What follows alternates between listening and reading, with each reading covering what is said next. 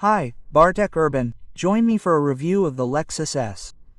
This will be a static review, without a drive yet, but the model is so important and interesting that I decided to write a piece about it. The car you see is the 8th generation of the Lexus ES, a model that has been in production since the beginning of the Lexus brand worldwide, in 1989. That's right, in 1989, Lexus introduced the now legendary LSA 400, and a few months later, the ES 250. While the LS was offered in Europe almost from the beginning, in 1990, the S only appeared with the 6th generation in 2010, in Eastern Europe, and in Western Europe, including Poland, only in 2018, along with the outgoing 7th generation.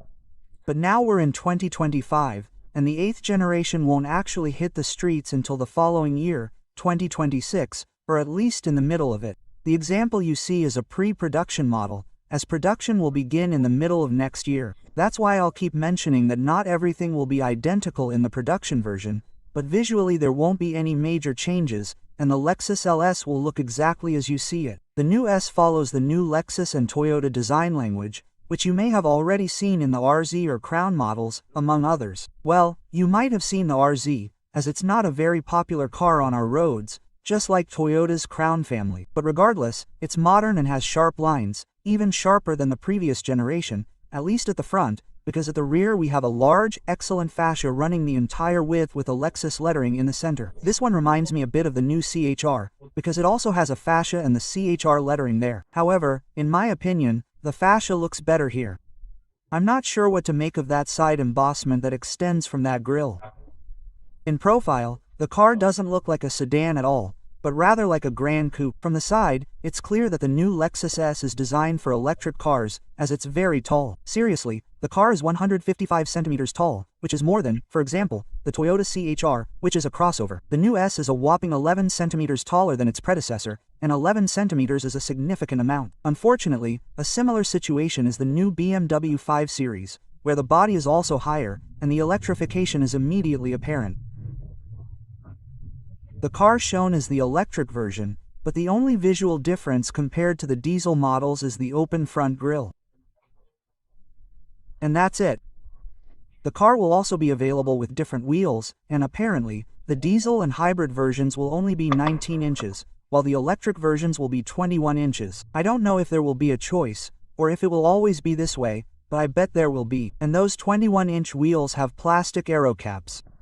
The new Lexus ES has grown significantly compared to its predecessor, now measuring 5.14 meters long, a whopping 16.5 centimeters longer, which is a huge difference. In fact, the current Lexus LS is only 7 centimeters shorter. Besides, as I mentioned, the S is 155 meters tall and 192 meters wide. It's also 5.5 centimeters longer than its predecessor, and the wheelbase is 8 centimeters longer.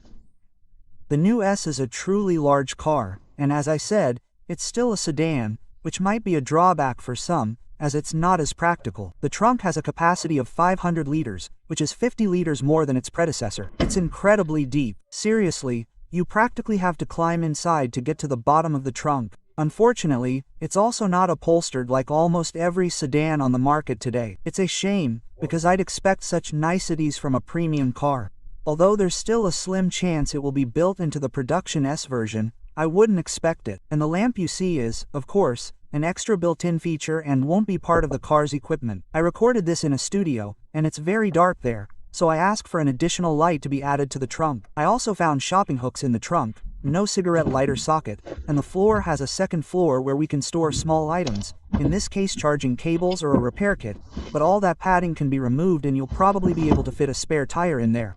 Unfortunately, the second row backrest can't be lowered. There's only a pass-through for long items, like skis. We get in the back, and here's a bit about those cassette door handles, with a button inside. Fortunately, it works reasonably well. In the cabin, you can open it either by pressing a button or by pulling a simple pull bar, whichever you prefer. I'll give it a thumbs up for the amount of space in the cabin. The previous generation already had plenty of it, but in the new one, there's plenty of it for the legs, but it's so much. I didn't expect there to be so much. Apparently, there's 8 centimeters more than in the predecessor, but it feels like there's even more. And importantly, there's more headroom, too, with about 3 or 4 fingers of room above my head. There's also an armrest, where in higher spec versions, you'll find controls for the air conditioning, seats, and blinds, among other things. There should also be a fold-out cup holder, but here, there's just a cover. There are, of course, air vents, ports, newspaper holders, and truly nice materials.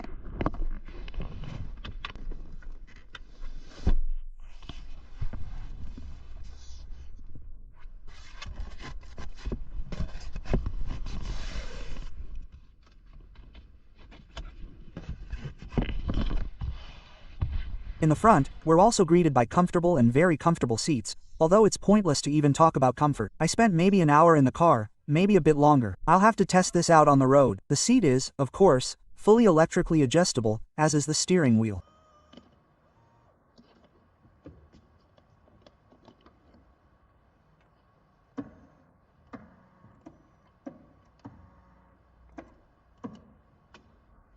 Okay, time for the dashboard, because here, too, there are huge changes, as huge as the tablet at the top of the dashboard, which is over 14 inches in size. Okay, it's not exactly at the top, as you can see the dashboard line is almost flush with the screen, but you have to admit, the screen is huge, and there are almost no buttons. The buttons below the screen aren't touch screens at all, as you can press them. It's probably a haptic effect, where the entire board moves underneath, and when you turn the car off, the buttons go out and are invisible. Unfortunately, the test car couldn't be turned off. As I said, this is a pre-production model. What I did manage to test a bit, however, was the completely new multimedia system, which finally allows you to activate several functions at once, something I've always noticed in new Toyotas and Lexuses. And as you can see, the system works really well. I experienced almost no stutters or freezes. Nice.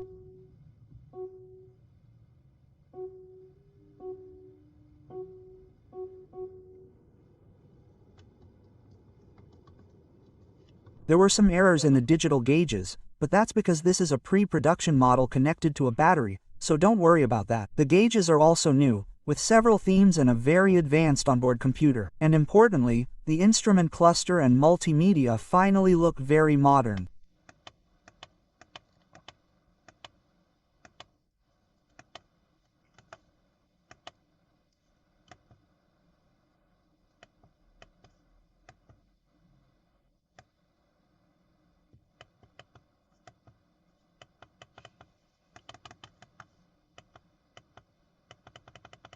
I'm also glad that the steering wheel buttons are regular, not touch sensitive. Okay, so it's a moving plate, again a bit haptic, but you can easily find it without looking, and it's a pleasure to click. And does the steering wheel, especially the Lexus lettering, remind you a bit of the one in Tesla, or am I just weird? I know I'm weird, but what do you think? The interior couldn't be without the most important gadget of recent automotive history, ambient, or if you prefer, comfort lighting. The ES has a strip in front of the passenger, and the doors are also illuminated, among other things. And of course, there are plenty of colors to choose from, to suit your taste.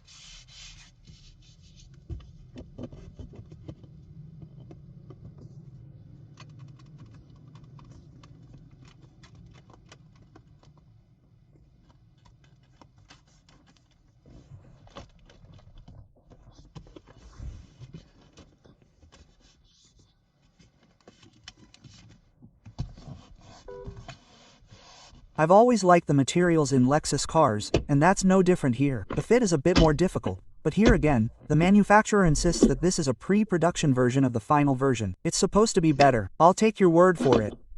As you've heard, it's really not bad here, so maybe it's actually easy to improve. Let's take a look at the storage compartments, and then we'll talk about the engines. Well, here's the version without the spinner motor, but initially, there will be one hybrid and 2 electric models to choose from. That's how it will be in Poland and Europe, as other markets will have 2 hybrid versions, the less powerful 300h and the more powerful 350h. For now, only the less powerful 300h will be available in Poland, but who knows what the market will bring. The hybrid will be a new addition, in the form of the 6th generation hybrid, which is based on a 2.5-liter naturally aspirated engine like its predecessor, but now supposedly with a more efficient battery, an attractive design, and the spinner motor itself has gained greater stiffness. But again, all of this remains to be verified during a full test and drive. Now, I'll tell you, the power is supposedly 2011 horsepower, which is 17 horsepower less than its predecessor, but performance is supposed to be better, with front-wheel drive taking 8.2 seconds to 100 km per hour, and 8 seconds with all-wheel drive. The front-wheel drive predecessor needed 8.9 seconds, so a significant improvement. The remaining versions are electric, producing 242 and 343 horsepower. The sprint to 100 km per hour will take another 8.2 and 5.7 seconds respectively. And here's an interesting tidbit.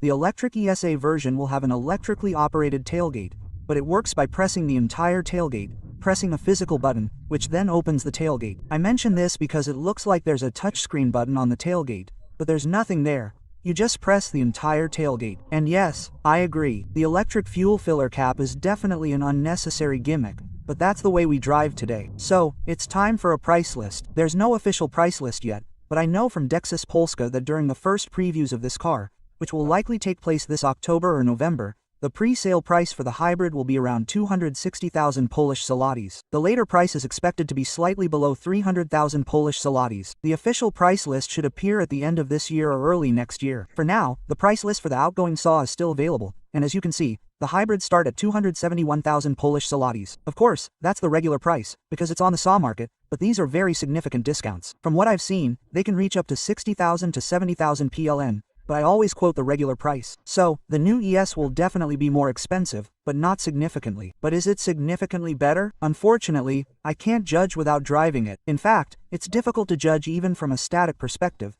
as the pre-production model has too many shortcomings to even focus on the materials or multimedia. The new S is definitely different, and we can confidently call it a revolution with a capital R, or even a capital L. You know, L for Lexus. New styling, new drives, a new interior. Lexus has taken a new path, moving from the elegant, even conservative, 7th generation S to a very bold, one might say youthful and modern design. Will customers expect this? Time will tell, because the S isn't exactly a car breaking sales records in Europe. Its largest market is currently China. Therefore, its styling and solutions might seem, how shall I put it, strange to us. But in any case, I can't wait for the full test and the full driving experience. Hi,